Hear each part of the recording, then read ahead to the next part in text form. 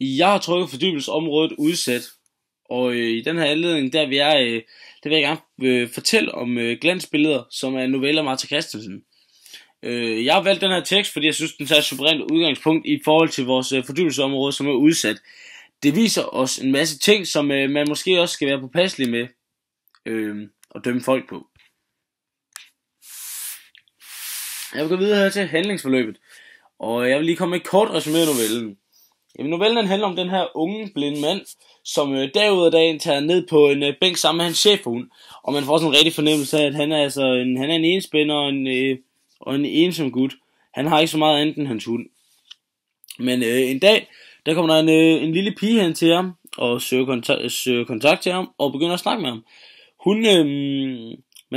Han kommer altså op med forsvarsparaden, ham den blinde mand, og han vil helst ikke snakke med hende.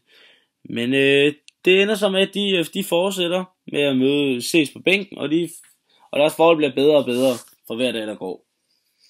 Men en dag, hvor den unge blinde mand, han sidder og snakker med pigen, der stryger han hende igennem håret, og ned over ansigtet, og i hvilken hensigt det vides ikke. Men i hvert fald så kommer der en anden mand hen, og afbryder det, og siger til ham, hvad han har gang i at få grabberen af hende, og så videre. Så han nærmest beskylder ham for at den blinde mand her, han skulle være pædofil. Og efter de her beskyldninger, der rejser den blinde mand op og forlader bænken.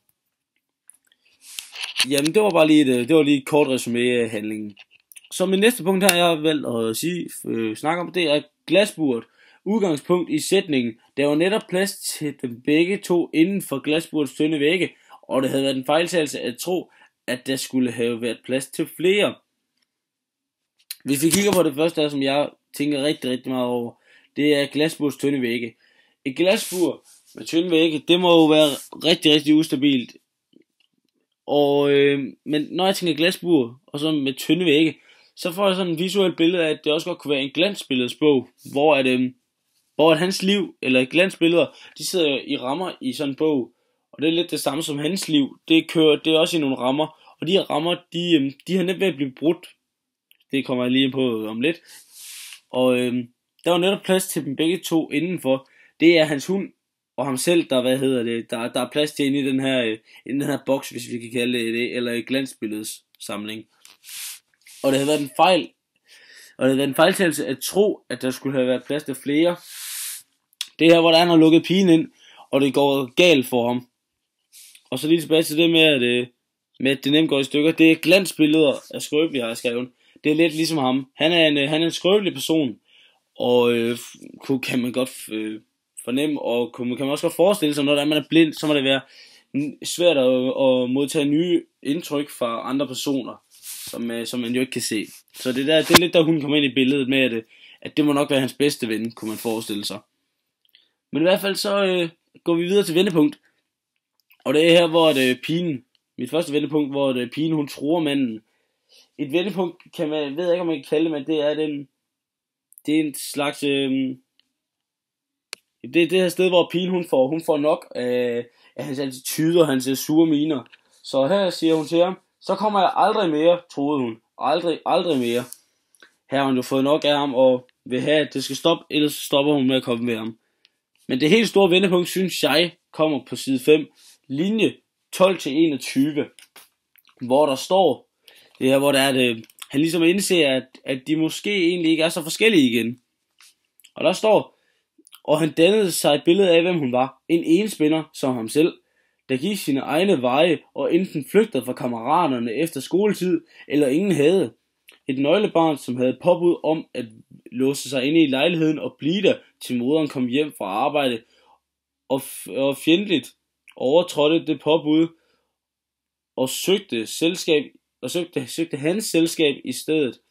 Lidt for tillidsfuld og lidt for sømt og bekymret hoppede gennem den tilværelse, der nu engang var hendes, i absolut uvidenhed om, hvor sårbar den egentlig var. Hvor det er det her, hvor manden han indser, at de er egentlig ikke så forskellige, og de er måske begge to en spændere, der egentlig ikke har så meget. Enten, altså manden han har hunden, pigen hun har nok moren. Så det er lidt det eneste, der er her. Og jeg har valgt at perspektivere glansbilleder til jagten og til Dagens Danmark.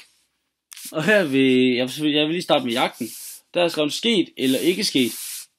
Fordi her i jagten, der er der jo det dilemmaspil med Lukas, hvor han altså ikke, hvor man ikke rigtig ved, om han er uskyldig eller han er skyldig i de pædofile anklager, han har fået omkring Clara. Og det er lidt det samme som her i historien, hvor den blinde mand, han bliver beskyldt for at være pædofil. Men igen, så ved man ikke helt om de anklager, de er rigtige jo, fordi i hvilken hensigt han har gjort det, der er jo ingen, der ved. Og så som sagt perspektiveret til Dagens Danmark, det er mere det der med, at med medmenneskelighed, at vi skal passe rigtig, rigtig meget på med at dømme hinanden for noget, som man ikke er helt sikker på. Jeg tror, at de færreste vil blive glade, eller vil blive glade for at blive beskyldt for at være pædofil. Jeg tror, det vil ramme en rigtig, rigtig hårdt, for det er en hård beskyldelse at være pædofil. Så det var det.